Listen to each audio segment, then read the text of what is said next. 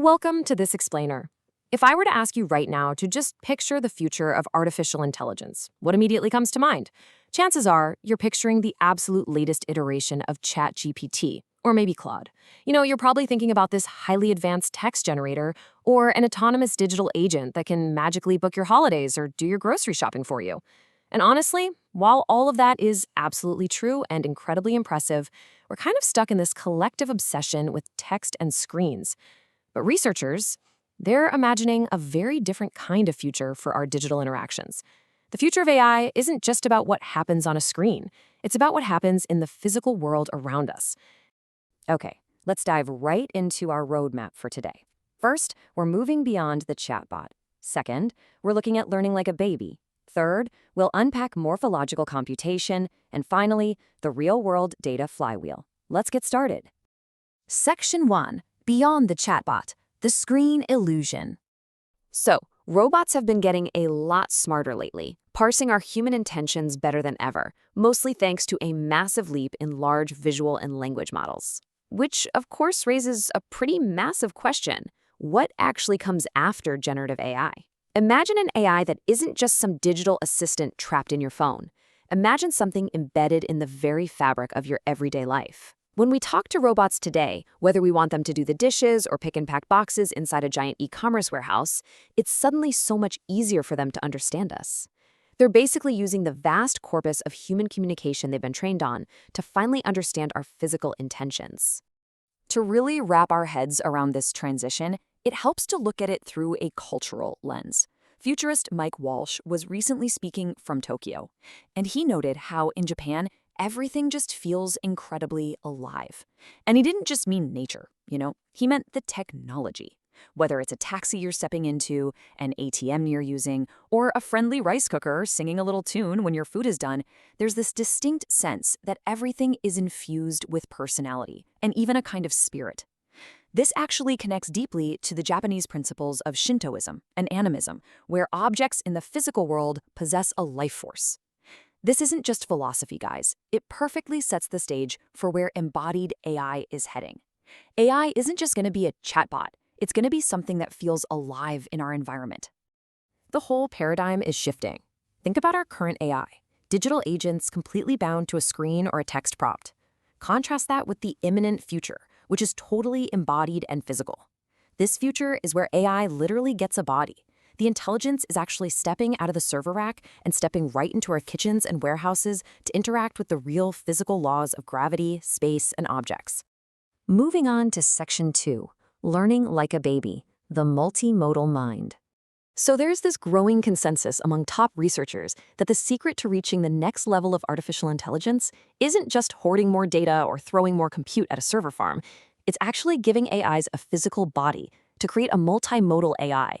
This is an intelligence that collects data from multiple senses, sight, sound, touch, to build a working model of the world. Now, I know giving a computer a body sounds a little wild, but think about kids. Think about babies. Have you ever watched a baby just stare up at its own hand, watching it move for hours on end? Why do they do that?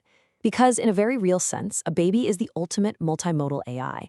A child isn't just passively soaking up data. Their brain is actively building this complex model of how the physical world actually works through constant multisensory exploration. This deeply connects to the work of the neuroscientist Carl Friston. Friston champions this incredible concept called active inference. He believes the brain operates essentially as a Bayesian prediction machine, meaning it is constantly calculating probabilities based on past experiences to guess exactly what will happen next. So the crucial point is how this Bayesian loop functions in practice. First, the brain senses the outside world. Second, it compares that sensory input to its own internal, probabilistic model of how it expects the world to behave. And third, it actively moves and explores to reduce the prediction error between its internal guesses and the external reality. That's exactly how a baby learns, and researchers believe that is exactly how an embodied AI will need to learn, by physically interacting with the world to constantly correct its internal models. Which brings us to Section 3, morphological computation explained, nature's hardware hack. Researchers over at Huawei's Noah's Ark lab in France released a paper recently arguing that nature is literally the ultimate blueprint for AI. I want you to visualize this for a second. Imagine a beautiful Japanese forest. If you look closely at the forest floor, you'll see these little insects running everywhere with just incredible complexity. They've got multiple legs moving in perfect, rapid synchronization over really uneven terrain. But here's the crazy part. When you look at these creatures, there's no complex central computer in their tiny heads driving all of that intricate action. These insects are utilizing what is called morphological computation. This is when the hardware, or the physical shape of a body, directly affords and dictates its behavior. Basically, through millions of years of evolution, nature figured out a hardware hack. The very design of an insect's legs, the way they are physically shaped and jointed, naturally determines how they interact with the environment. The physical body actually does the computing, minimizing the need for complex brain processing. You might have even seen those amazing artistic sculptures that look like synthetic organisms just elegantly walking on the beach. There are absolutely no computers inside them. The simple, elegant shape of their limbs just naturally allows the wind to push them in a walking motion. And this brilliantly illustrates the difference between where we've been and where we're going. Traditional robotics relies heavily on a centralized computer, highly complex software, and massive data and compute requirements. It's exhausting. But morphological computation completely flips the script. The control comes from the body shape itself. The complexity lies in elegant physical design, and crucially, it requires far less data and computation. By creating synthetic organisms that move elegantly simply because of how they're physically built, we can deploy highly capable robots everywhere without needing supercomputers stuffed inside each and every one. All right, our final stretch, Section 4, the real-world data flywheel. Everything is a robot.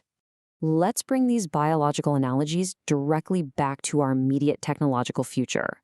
What if, in the near future, everything was a kind of robot?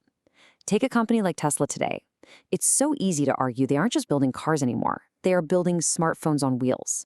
The difference between their expensive model and the cheaper one isn't the leather seats or the paint job. It's the software features that are locked or unlocked via subscription, pretty much exactly like an app store. But a Tesla is quickly becoming more than just an iPhone. It's effectively a robot navigating the physical world.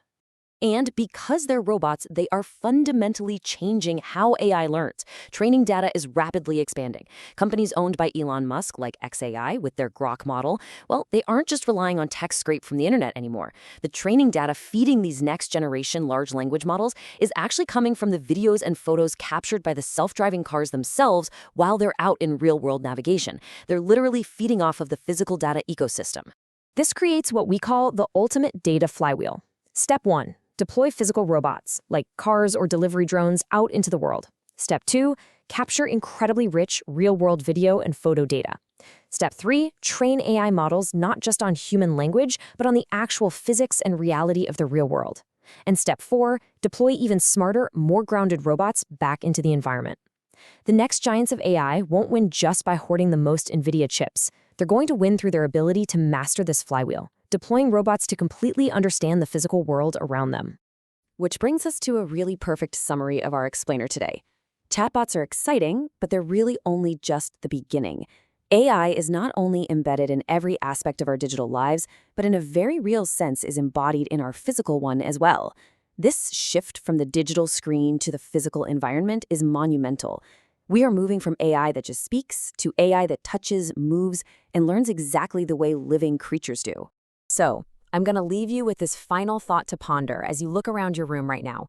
Generative AI changed our digital world practically overnight. But are you actually ready for a world where the physical things around you, the cars, the kitchen appliances, the delivery systems, are all functioning as embodied, sensing, learning artificial intelligences? The future isn't just something we're going to read about. It's something we are going to physically bump into. Keep exploring, stay curious, and thank you so much for joining me on this explainer.